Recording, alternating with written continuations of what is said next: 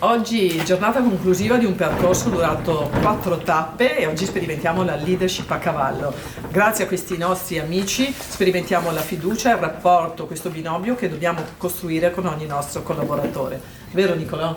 Verissimo, è un percorso che stiamo mettendo in pratica noi giovani imprenditori con i nostri collaboratori per imparare a essere leader migliori, imparare a delegare e imparare anche a essere più comunicativi verso i nostri collaboratori. In questa fase oggi impareremo la comunicazione non verbale, imparando a essere leader grazie ai cavalli. E quindi tutti in sella.